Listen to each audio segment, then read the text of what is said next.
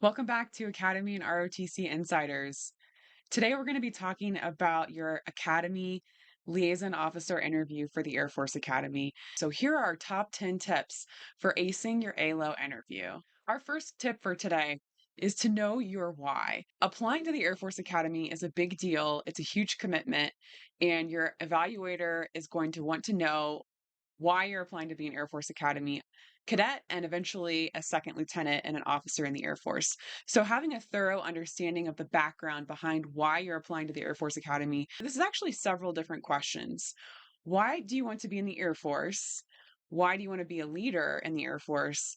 And why do you think the Air Force Academy is the best place for you to become a leader and an officer? Our tip number two is to have a really good understanding and knowledge of the Air Force itself. And this applies to both the Air Force Academy, so your time there as a cadet, as well as your time in the Air Force. Because at the end of the day, remember, you are going to be an Air Force officer, and the Air Force Academy is just a step on that stepping stone to become an Air Force officer. What job are you interested in performing in the Air Force? What do you want your major to be? What's life like as a cadet? Are you able to hack it? Those are all questions that you need to have a really good understanding of before you go into your interview. Our third tip for today is to tell your story. Your Air Force Academy interviewer is going to be looking at your profile, your resume, but there's a lot of information that's not included in there and a lot of information that you can communicate to them in the interview. How much of a hard worker are you? How much perseverance and grit and resiliency do you have? Because every interaction you have with them, they're judging, they're determining, is this person going to be successful, not only as a cadet, but as an eventual Air Force or Space Force officer? Tip number four, we always want you to use personal examples from your life. Instead of just telling them that you have integrity, demonstrate that you have integrity. An example would be talking about a time when you faced an integrity challenge. Tip five is to make sure you are practicing your interview before you get to the actual interview with your both your ALO and with your congressional nomination panel. And this means sitting down with others and going through mock interview questions and pretending like this is the real deal. You don't want the first time you've answered these questions to be when you get into that interview. Now, here's the difficult part for a lot of people out there. You're going to want to practice interviewing with people that you're comfortable with, so your friends and family. And what I want you to do is find maybe family friends that you aren't super comfortable with, adults that you can eventually practice these questions with, because that's going to help you develop the confidence to go into this interview and have a full understanding of, where you're coming from, knowing your why, understanding the Air Force, and it's going to identify shortcomings before you go into your interview so you can shore those up. That leads us into our next tip, tip six, which is to have lots of confidence during your interview. This is going to come from practice with other people and making sure that you've done your due diligence, that this is the right path for you. Now, I want you to record yourself as well when you're going through these interview practice sessions, because that's going to give you the confidence looking back, understanding, okay, what are those verbal pauses that you have? What are those awkward tics that you're doing? Until you watch yourself talking, you're not going to see those chances are.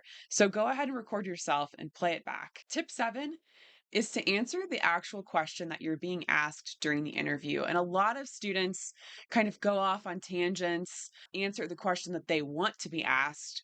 I want you to listen and take a few seconds and really think about what you're being asked and think about whether or not you're answering that question. And that might involve slowing down a little bit. Tip eight relates to that. I want you to answer the question, but I don't want you to pretend like you know the answer if you don't.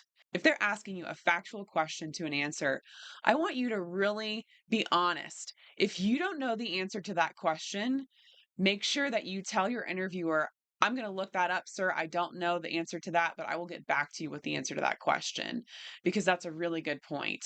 Or if it's something that maybe you haven't thought about, take a pause, take a few seconds, sit back and say, sir, ma'am, that's a really difficult question. I'm going to take some time to think about that, instead of just having an awkward pause or an awkward silence between when they ask the question and when you're answering. Tip nine is professionalism. You should be going into this interview and treating it very seriously, which means looking the part, acting the part, and dressing the part. So I want you to come to the interview well groomed. You should be using your customs and courtesies, so sir and ma'am. And for those of you without any military exposure, this is going to be something that you practice a lot. You can even practice this outside of interviewers, just using sir and ma'am when you're responding. Really make sure that you're going in and treating this with the seriousness that it deserves, because this write up does play into whether or not you get an appointment. Tip 10 for today: since your interview will be over video, over the internet, it's very important that you practice that. You practice setting up, you practice in the area that you're going to conduct this interview in before you get to the interview. So I want you to make sure the technology works, the room that you have is set up, and you're comfortable in that space. So you've practiced. Even if you can practice over the internet via Zoom before your actual session, this is really going to help you. You don't want the first time you're using your laptop in your room be the first instance you have with your actual evaluator, ALO. Best of luck during your Air Force Academy interview this season, and good luck in your preparation as you pursue an Air Force Academy appointment.